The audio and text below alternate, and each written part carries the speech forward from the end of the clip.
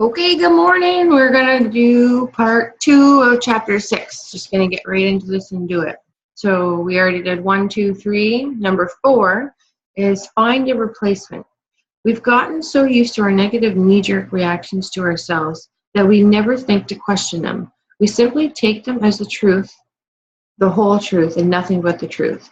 But once we become aware of our thought patterns and behaviors, we can consciously change them.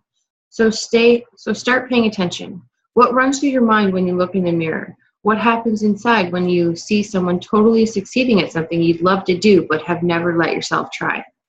What do you think and feel when you walk up to a group of really good-looking, successful people? Or when you try your best to pull something off and you fail? Or when you get dumped by someone who's totally awesome and hot? Or when you walk around all day with your fly open? Or when you leave your coffee on the roof of the car and drive off? Or when you let a friend down? Or when you stub your toe on the kitchen table for the 10th time? Or when you forget your dad's birthday? Or when you snap at someone who didn't quite deserve it as harshly as you gave it to them?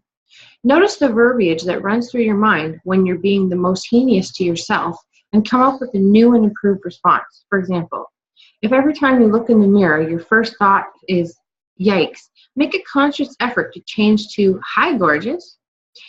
If you have a complicated relationship with your father and beat yourself up every time you say something awful to him, replace, I'm a monster with, I'm just a little bunny working through my issues.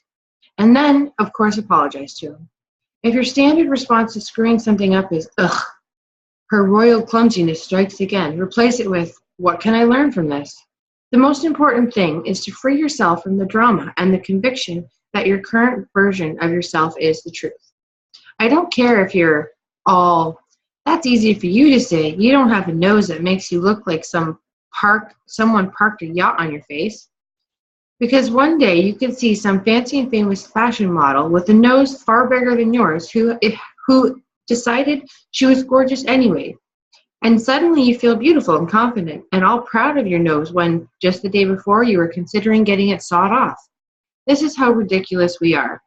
Do not spend your life clinging to insulting decisions you've made about yourself. Instead, make the conscious choice to replace them with new and improved ones.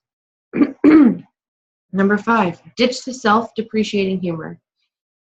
Insistent self-depreciating humor is for losers. I get it. It can be hilariously funny, and I'm totally guilty of it from time to time, and there's nobody I'd more enjoy backing over with my car than the guy who can't laugh at himself. But I'm talking about nonstop, self-flatulating, I suck fest. Ripping on yourself gets old fast, especially if it's your shtick. So if you're one of those people who falls back on making fun of yourself every hour on the hour, not only are you basically begging people to think that you're a loser, but you're begging yourself to think you're a loser. It's like hitting yourself over and over with a crowbar. Why on earth would you do that to your awesome self? What you tell yourself on a daily basis is more powerful than you know. Seemingly harmless jokes over time turn into seriously destructive beliefs.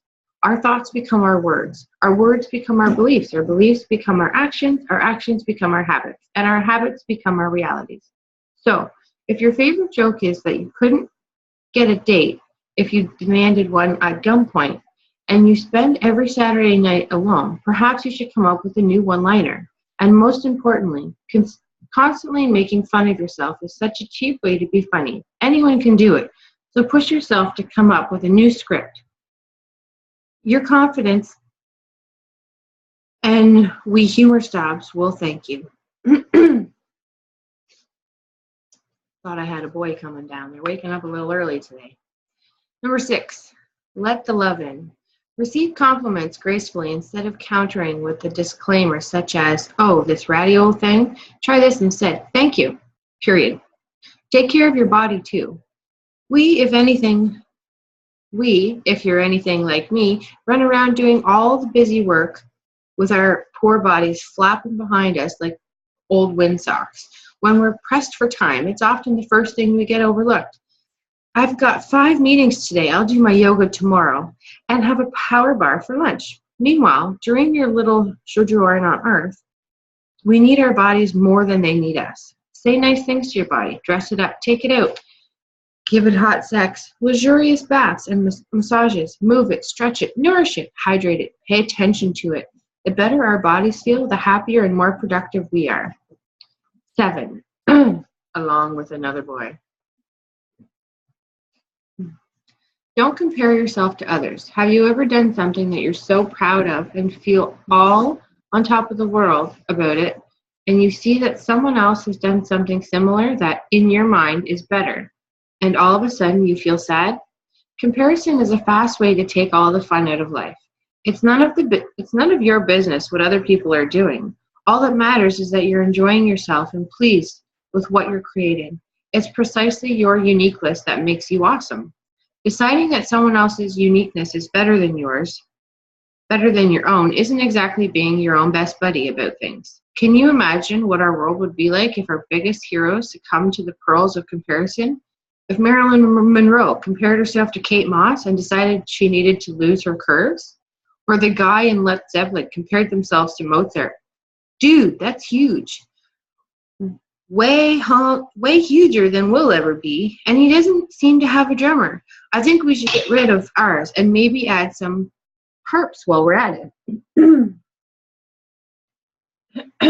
You are more than enough. Avoid comparison like the plague. Number 8, forgive yourself. Listen up, this one's extremely important. You have screwed up in the past. You will screw up again. Every human is born with the ability to make spectacular mistakes. You are not alone. Screwing up is not your special skill. Get over it. Dragging around guilt and self-criticism is beyond unhealthy and is utterly pointless, not to mention boring. You aren't a better person for feeling guilty or bad about yourself, just a sadder one. Get clear on this one truth. Guilt, shame, and self-criticism are some of the most destructive forces in life, which is why forgiving yourself is one of the most powerful. Here's an excellent way to do it. Think of a specific thing that you did that you feel badly about. Call it up in your mind and feel it in your body. Repeat the following over and over while thinking of it, and really feel that what you're saying to yourself. Okay, the apple crumble? Okay, just wait until I'm done this, bud. Holding on to bad feelings about this is doing nothing but harming me and everyone else and preventing me from enjoying my life fully. I am an awesome person. I choose to enjoy my life. I choose to let this go. Repeat this until you feel a sense of freedom and lightness around your issue. It may take a day or a week or several months, or it could happen right away. But however long it takes, do it. Because if you want to be free, you have to put in time. See Chapter 15 for more tips on forgiveness and letting go. We'll get there. And if you need to apologize to someone, pick up the phone. And number 9, you'll hear this a lot in this book, is love yourself. Believe it, because it's the holy grail in happiness. Okay, that's Chapter 6. And we will see you later. I got to go get that overnight apple crisp oatmeal for the boys. Okay, see ya.